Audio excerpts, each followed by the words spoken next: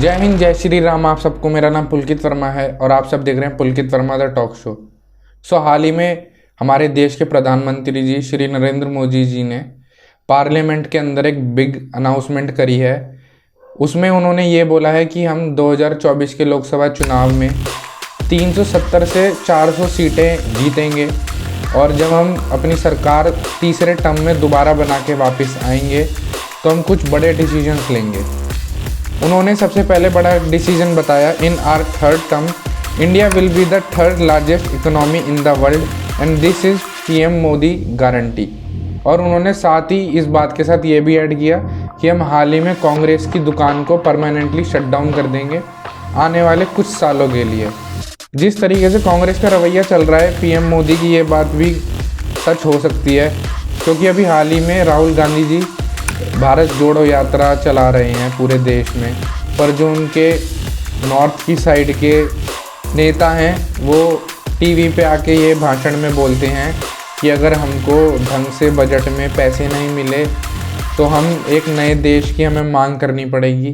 तो ये कितनी शर्म की बात है कि एक तरफ इनके जो प्राइम सुप्रीम लीडर है कांग्रेस पार्टी के, वो भारत जोड़ो यात्रा पे वर्क कर रहे हैं और यात्रा चला रहे हैं, और वहीं दूसरी और उनकी ही पार्टी का एक नेता टीवी पे आके ये बोलता है कि अगर हमें बजट में ढंग से पैसे नहीं मिले तो हमें हमारी स्टेट को एक दूसरे देश की मांग करनी पड़ेगी।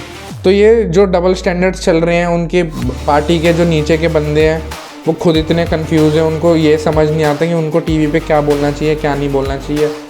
तो ये सारी चीज़ें उनकी पार्टी को नेगेटिव दिखा रही है, क्योंकि लोग अंधे नहीं हैं, उन्हें भी दिख रहा है कि जो इनका लीडर है वो भारत जोड़ो यात्रा निकाल रहा है और जो उनके नीचे के बंदे हैं पार्टी के, वो अंडशंट आके ऐसी टीवी पे बकल करके चले जाते हैं। और मुझे ऐसा लगता है कि 2024 में जब बीजेपी सरकार बना के वापस आएगी तो वो अपने थर्ड टर्म में यूनियन सिविल कोड कानून को भी लागू कर सकती है। और हमारी देश की जनसंख्या जो कि काफ़ी बढ़ चुकी है, 140 करोड़ प्लस लोग हो चुके हैं, उस पर भी हमें एक कानून बनाना पड़ेगा जिससे कि अनएम्प्लॉयमेंट रुके और हमारा देश एक सिस्टमेटिक तरीके से आगे तरक्की करे। क्योंकि कुछ लोग हमारे देश में आज भी हैं जो 10-10 बच्चे पैदा कर देते हैं और फिर ये बोलते हैं कि ये तो अल्लाह की देन है, पर जो सरकार है उसकी ज़िम्मेदारी बनती है कि वो उसको नौकरी दे। तो ये कहाँ का दोगलापन है, ये मुझे समझ नहीं आता। अगर हर चीज़ ही अल्लाह की देन होती है, भगवान की देन होती, तो फिर नौकरी भी उन्हीं की देन होती। हम 2024 में प्रवेश कर चुके हैं, पर अभी भी ऐसी सोच कुछ लोग रखते हैं, पर इसमें हम कुछ नहीं कर सकते, ये हमारा दुर्भाग्य है। पर हाँ, धीरे धीरे आने वाले टाइम में लोग पढ़ेंगे लिखेंगे, उनकी एजुकेशन उनको एक सही रास्ता दिखाएगी कि क्या चीज़ें सही हैं क्या चीज़ें गलत हैं। और 2-3 चीज़ें और हैं, जैसे कि ज्ञानवापी मस्जिद के ऊपर ऑर्डर आ सकता है कि वहाँ पे मंदिर बनना चाहिए या उसको वैसे ही रहना चाहिए, उस पर भी आगे कार्रवाई हो सकती है, जैसे कि अयोध्या में राम मंदिर के ऊपर हुई है। और ये तो निश्चित है कि 2024 के चुनाव में मोदी जी की गवर्नमेंट दोबारा वापस आ रही है, चाहे कोई कुछ भी कहे, लेफ्टिस्ट कुछ भी कहें, पर ये चीज़ें सबको पता है कि किस तरीके से बम्पर वोटों के साथ बीजेपी को वोट पड़ेंगे इस बार दोबारा, और वो दोबारा अपनी सरकार बनाएगी 2024 में। और कोई कुछ भी बोले, भाई इन्होंने काम करे हैं पिछले 10 साल में तो करे हैं, इसलिए ये दोबारा जीतेंगे।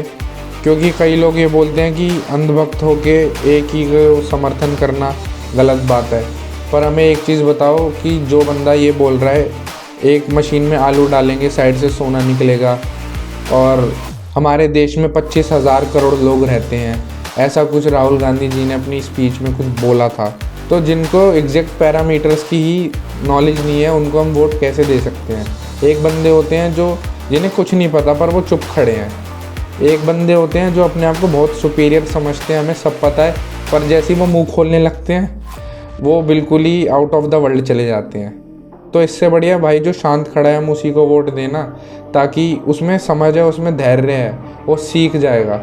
एक होता है कॉन्फिडेंस, एक होता है ओवर कॉन्फिडेंस। जो अपोजिशन पार्टी है वो हमेशा से ओवर कॉन्फिडेंस में रही है, पर 2014 के बाद उनका कॉन्फिडेंस ऐसा गिरा है जिसकी कोई हद नहीं।